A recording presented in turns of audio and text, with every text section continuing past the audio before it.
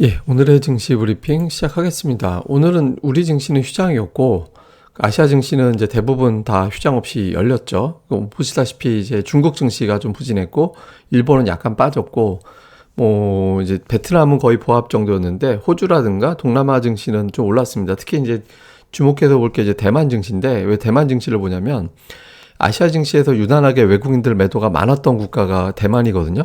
최근에 이제 외국인들의 매매 동향을 보시다시피 매도 우위잖아요. 뭐 하루 정도 빼놓고는 쫙 매도가 나왔고, 특히 이제 월요일인가요? 월요일 같은 경우 외국인들 매도가 대만 증시 사상 두 번째, 하루 매도로는 두 번째로 많았어요. 그러니까 외국인 투자들의 매도가 집중적으로 나왔던 나라이기 때문에 오늘 같은 경우 어떻게 움직이는지도 되게 중요했는데, 어쨌든 지수 자체는 오늘 이제 플러스를 냈습니다. 외국인들의 수급이 어떻게 되는지는 제가 확인을 못 했는데, 따라서 오늘 만약에 우리 증시가 열렸다면 우리 증시는 뭐 대만하고 좀 비슷하게 갔을 가능성이 높아서 뭐 소폭이라도 올라서 마감했을 가능성은 있어 보입니다. 전체적인 분위기가 그 러시아 우크라이나 상황이 소강 상태면 그냥 반등하고, 뭔가 좀 안 좋은 뉴스, 국제유가를 확 자극하는 뉴스가 나오면 좀 빠지고 뭐 이런 상태거든요. 근데 장중에 아시아 증시 돌아갈 때 뭐 관련해서 새롭게 큰 뉴스가 없다 보니까 중국 제외하고는 좀 반등하는 그런 분위기로 만들어졌습니다. 중국은 이제 지방 정부 재정 문제라든가 이제 코로나 확산 그런 어떤 이슈가 있어가지고 이제 중국은 좀 부진했고, 특히 상해 종합 주가 지수가 장중에 마이너스 4% 넘게 빠졌다가 낙폭을 좀 줄였거든요. 그래서 국가들별로 좀 엇갈리는 그런 모습을 좀 보였습니다.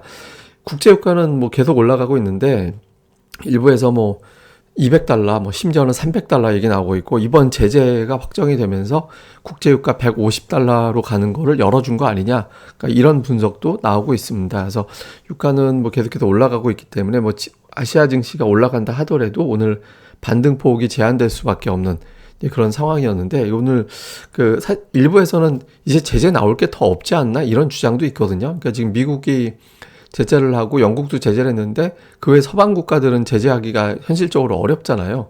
영국은 북해산 원유가 있고 미국도 WTI가 있고 이제 또 베네수엘라라든가 뭐 다른 데를 통해서 이제 조달하는 것도 노력 중이긴 한데, 서방 국가들은 천연가스 대체 이제 구매할 곳을 찾는 게 쉽지가 않거든요. 그래서 제재는 이게 사실상 피크 아니야? 뭐 이런 주장도 있거든요. 근데 어쨌든 국제유가가 안 빠지고 올라가고 있어서 시장에서는 아직 좀 안 도와지는 못하는 그런 분위기로 가고 있는 것 같습니다. 그리고 이제 오늘 주목받은 게 중국의 생산자 물가지수 비롯한 물가지표인데 8.8% 전년 대비, 예상치가 8.7% 정도였으니까 뭐 예상하고 거의 비슷하게 나온 거거든요. 근데 이제 투자자들이 주목하는 거는 작년도 6월 이후에 처음으로 9% 이하로 내려왔다. 그리고 이제 전년 대비 증가폭이 4개월 연속해서 떨어지는 그런 경로가 나오고 있잖아요. 그래서 지금 물가가 좀 인플레이션이 좀 진정되는 거 아닌가 이런 어떤 분석도 있고, 반면에 국제유가가 지금 폭등한 상태를 반영하기 시작하면 이번 같은 경우는 이제 돼지고기 값 때문에 물가가 이제 잡힌 걸로 뭐 소비자 물가 같은 경우는 돼지고기 값 때문에 이제 낮아졌다 이런 어떤 주장도 있거든요. 근데 이제 생산자 물가는 지금 국제유가가 이번 달에 폭등한 게 있어서 다음 달에 발표되는 지표에는 조금 올라갔을 수도 있다 이런 주장도 있습니다. 근데 어쨌든 오늘 나오는 지표가 예상치하고 거의 비슷하게 나오고, 이제 흐름 자체가 계속해서 떨어지는 흐름으로 나오면서 중국이 경기 부양책을 쓸지도 모르겠다. 이런 거는 이제 주식시장에는 좀 우호적이다. 이런 주장도 일본에 있습니다. 그 다음에 이제 오늘 또 하나 좀 주목받은 게 뭐냐면, 이제 미국 기업들 이제 밸류에이션이거든요. PER 이제 따져보는 건데, 이게 한때 거의 한 27배 정도, 27배 정도까지 갔었거든요. 근데 지금 이제 19배 정도까지 빠졌어요. 그러니까 이제 버블 구간이 아니죠, 이제는.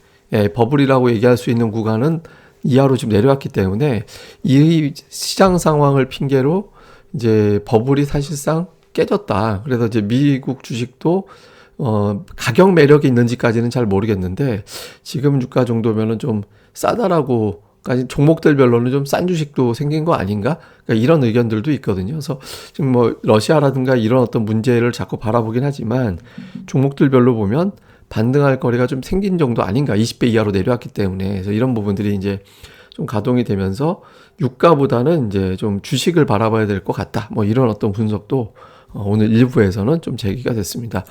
근데 또 하나 이슈가 있었던 게, 이제 오늘 우리나라가 대선이 있었잖아요. 이게 국가들별로 보니까 우리나라 대선 주요 뉴스로 보도되는 데가 되게 많더라고요. 뭐 투표들 다 하셨을 것 같은데, 이게 이제 외신에서 나온 우리나라 대선 전후에서 이제 주식시장이 코스피 시장의 이제 움직임을 갖다가 이제 그래프로 그린 거거든요.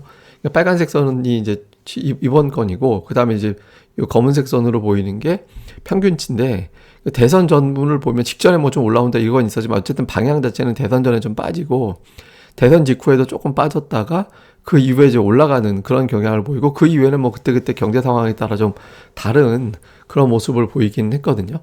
근데 이제 대체로 보면 대선 직후에 뭐 그 예전에 평균치로 본다라면 직전에 좀 올랐다가 직후에 빠졌다가 이런 어떤 현상을 보이는데, 이번 같은 경우 대선 직전에 오히려 빠져버렸잖아요. 뭐 우크라이나 문제라든가 이런 것도 유가 문제가 좀 걸려 있어가지고 요 평균대로 움직이지 않아서 이번 같은 경우는 어떻게 움직일지는 좀 봐야 될 것 같습니다. 근데 어쨌든 이제 대선도 하나의 어떤 불확실성이 제거가 된 거기 때문에 어쨌든 정책과 그 이후 어떤 당선자에 의한 부양책, 지금 뭐 유럽에서도 채권 발행해서 부양책도 쓰려고 하고 있고, 미국도 지금 BBB 인프라 부양안도 지금 뭐 추진될 것 같다 이런 뉴스들이 나오고 있잖아요. 그래서 이런 부분들이 좀 주식시장에 어떤 영향을 줄지는 뭐 당장 좀 체크를 해봐야 될 것 같습니다. 그래서 어쨌든 이제 내일 이후에 이제 우리 이슈를 살펴보면 만기일 대선 국면, 이제 이게 이제 이벤트가 하나는 끝나고 만기는 내일이면 이제 진행이 되는 거죠. 그러니까 주요 이벤트 2개 지나가게 되고요.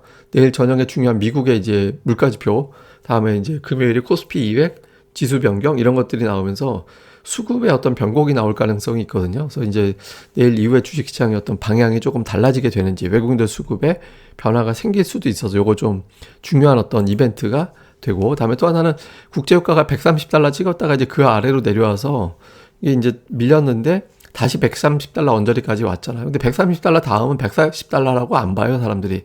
그냥 150으로 가는 거지. 그러니까 이제 이게 130을 재돌파하냐, 아니면 130이 저항대로 이제 작용을 하느냐. 이게 이제 앞서 말씀드렸던 이게 제재가 더 나올 게 있나? 지금 이제 뭐 베네수엘라나 이란 쪽에서 대체 생산 좀 이제 카운트다운 들어가는 것 같은데, 이런 걸 보면 국제유가 더 올라갈 명분이 있을까? 뭐 이런 어떤 주장들도 있거든요. 그래서 여기서 유가가 이제 좀 지지부진하게 움직이면 투기 세력들이 포지션을 반대로 뒤집을 수도 있기 때문에, 그러니까 국제유가가 130달러에서 또 막히는지, 그럼 이제 쌍봉인가? 뭐 이렇게 이제 될 수도 있어서 유가가 어떻게 되는지도 좀 봐야 될 거고요. 그 다음에 이제 조금 전에 말씀드렸던 이렇게 돼서 추가 제재할 게 과연 뭐가 있을까? 이제 제재할 거 다 해가지고 있는 상태에서 이 제재를 더하면 이 러시아가 지금 원유 수출이 반이 줄었다고 하거든요. 근데 국제유가가 2배로 올라버리면 별거 아니게 돼버리잖아요. 아무도 안 사준다가 아니라 중국 입장에서 러시아하고 협상해서 국제유가 현 시세보다 더 싼 가격에 살 수도 있는 상황이 되는 거고, 그러니까 이게 지금 제재를 더 강하게 할 게 뭐가 있을까라고 이제 좀 애매하거든요. 근데 물론 지금 제재만 가지고도 시간이 지나가면 러시아가 압박을 받죠. 예, 근데 시간이 지나면이라는 거기 때문에 어쨌든 현재 상태에서 투자자들이 일단 제재라는 한 사이클이 어느 정도 진행이 됐고, 여기서 원자재를 비롯해서 주식시장이 변곡이 나올 거냐, 아니면 이제 또 어떤 다음 재료를 또 이제 기다리고 유가가 더 올라가게 됐을 때 또 악재로 받아들일 거냐, 뭐 이런 어떤 상황도 좀 주목을 해봐야 될 것 같습니다. 무엇보다 중요한 건 지금 지수보다 이제 종목인데, 대선 결과를 내일 이 시간대는 우리가 다 알게 되잖아요. 그러고 나서 반응하는 종목들, 그러니까 정책에서 뭐 부동산을 비롯해서 여러 가지 어떤 정책 관련된 종목군들이 움직일 수 있을 건데, 뭐 관련된 테마는 재료 노출에 따라서 이제 급락할 수도 있고, 또 어떤 업종들은 그동안에 눌렸던 상황에서 이제 눌림이 마무리가 되고 이제 출발하는 종목들이 나올 수 있거든요. 그래서 그 정책 관련해서 또 그동안에 눌렸다가 이제 좀 새롭게 매수가 들어가는 종목들이 나올 수 있으니까, 그러니까 이런 부분들 좀 면밀하게 내일장에서 체크가 필요하고, 저도 이제 그 내용들 정리해서 내일 방송에서는 설명드리도록 하겠습니다.